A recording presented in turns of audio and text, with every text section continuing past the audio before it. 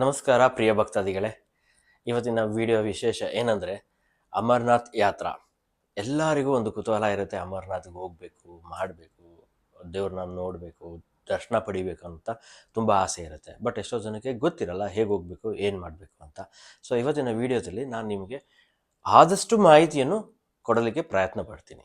ಯಾಕಂದರೆ ನಾನು ಆಲ್ರೆಡಿ 2 ವರ್ಷ ಹೋಗಿ ಬಂದಿದ್ದೀನಿ, ಸತತವಾಗಿ 2 ವರ್ಷ ಹೋಗಿ ಬಂದಿರೋದ್ರಿಂದ ಸ್ವಲ್ಪ ಅನುಭವನ ನಿಮ್ಮ ಜೊತೆ ಹಂಚ್ಕೊಳ್ಳೋಕ್ಕೆ ನಾನು ಇಷ್ಟಪಡ್ತೀನಿ. ಸೊ ಫಸ್ಟು ಹೋಗ್ಬೇಕಂದ್ರೆ ನಿಮಗೆ ಡೇಟ್ ಯಾವಾಗ, ಏನು, ಆ ಒಂದು ಇನ್ಫಾರ್ಮೇಷನ್ನ ಕೊಡೋಕ್ಕೆ ಇಷ್ಟಪಡ್ತೀನಿ. ಶ್ರೀ ಅಮರನಾಥ್ಜಿ ಶ್ರೈನ್ ಬೋರ್ಡ್ ಯಾತ್ರಾ ವೆಬ್ಸೈಟಲ್ಲಿ ನಿಮಗೆ ಇನ್ಫಾರ್ಮೇಷನ್ ಕೊಟ್ಟಿದ್ದಾರೆ. ಸೊ ಇದೇ ಅದು. ಏಪ್ರಿಲ್ 5ನೇ ತಾರೀಕಿಂದ ಮೆಡಿಕಲ್ ಟೆಸ್ಟ್ ಸ್ಟಾರ್ಟ್ ಆಗುತ್ತೆ. ಆಮೇಲೆ ರಿಜಿಸ್ಟ್ರೇಷನ್ ಅನ್ನೋದು ಬಂದು ನಿಮಗೆ ಏಪ್ರಿಲ್ 14ನೇ ತಾರೀಕಿಂದ ಸ್ಟಾರ್ಟ್ ಆಗುತ್ತೆ ಅಂತ ನಿಮಗೆ ವೆಬ್ಸೈಟಲ್ಲಿ ಕೊಟ್ಟಿದ್ದಾರೆ. ಸೊ ಮುಂಚೆ ಏನು ಮಾಡಬೇಕು, ಮೆಡಿಕಲ್ ಟೆಸ್ಟ್ ಅಂದರೆ ನೀವು ಮೆಡಿಕಲ್ ಟೆಸ್ಟ್ ಎಲ್ಲ ಕಡೆನೂ ನೀವು ಮಾಡ್ಸೋಕ್ಕಾಗಲ್ಲ. ಸೊ ಅಮರನಾಥ್ ಶ್ರೈನ್ಜಿ ಬೋರ್ಡ್ ವೆಬ್ಸೈಟಲ್ಲಿ ನಿಮಗೆ ಯಾವ ಊರಿನವ್ರು, ನೀವು ಎಕ್ಸಾಂಪಲ್ ಬೆಂಗಳೂರವ್ರು ಆಗ್ಬೋದು, ಇಲ್ಲ ಬೇರೆ ಊರವ್ರು ಆಗ್ಬೋದು, ಅವರವರ ಊರಿಗೆ ಪ್ರಕಾರವಾಗಿ ಜಿಲ್ಲಾ ಹಾಸ್ಪಿಟಲ್ ಅಂದರೆ ಜಿಲ್ಲಾ ಗೌರ್ಮೆಂಟ್ ಹಾಸ್ಪಿಟಲಲ್ಲಿ ನೀವು ಈ ಒಂದು ರಿಜಿಸ್ಟ್ರೇಷನ್ ಮೀನ್ಸ್ ಮೆಡಿಕಲ್ ಟೆಸ್ಟನ್ನು ಮಾಡ್ಬೋದು. ನಿಮಗೆ ವೆಬ್ಸೈಟಲ್ಲಿ ಆಥರೈಸ್ಡ್ ಹಾಸ್ಪಿಟಲ್ ಡೀಟೇಲ್ಸ್ ಕೊಟ್ಟಿರ್ತಾರೆ. ಆ ಒಂದು ಹಾಸ್ಪಿಟಲ್ ಅಲ್ಲೇ ನೀವು ಹೋಗಿ ಮೆಡಿಕಲ್ ರಿಪೋರ್ಟ್ಸ್ನ ಮಾಡಿ ಅವರ ಹತ್ರ, ಡಾಕ್ಟರ್ ಹತ್ರದಿಂದ ನೀವು ಫಿಟ್ನೆಸ್ ಸರ್ಟಿಫಿಕೇಟ್ನ ತೊಗೊಳ್ಬೇಕು.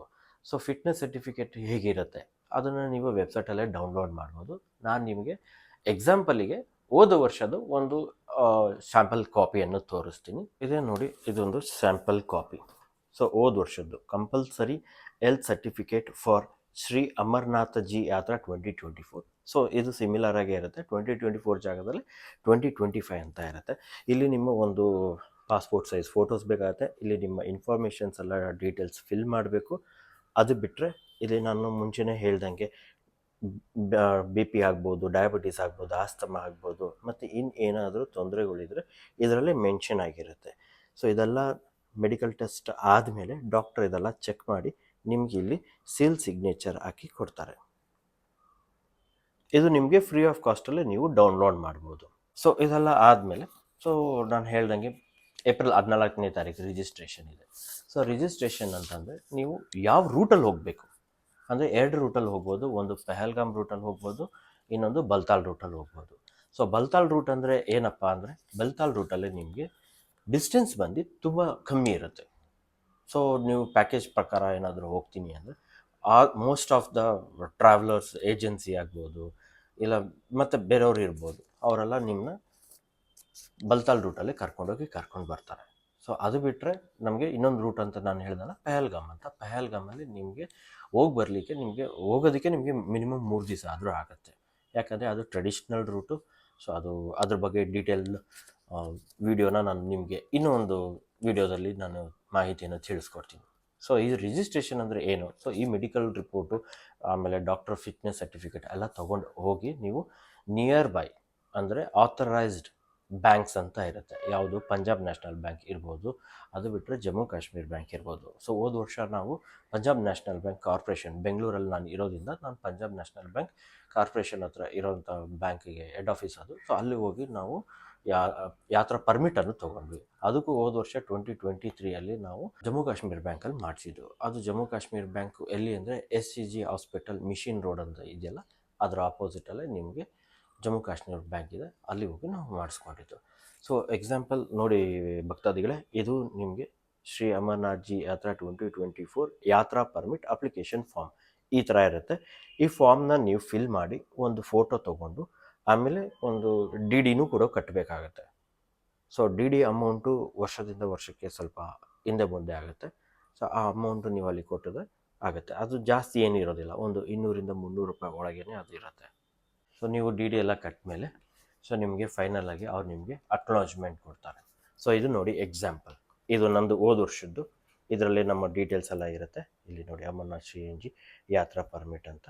ಯಾವ ರೂಟಲ್ಲಿ ಹೋಗ್ತೀರಾ, ಯಾವುದು ಚಂಗನ್ವಾಡಿ ಅಂದರೆ ಚಂಗನ್ವಾಡಿ, ಅದೇ ನಾನು ಹೇಳಿದ್ನಲ್ಲ ಪಹಲ್ಗಾಮ್ ಅಂತ, ಅದು ಚಂಗನ್ವಾಡಿನೂ ಅಂತಾರೆ.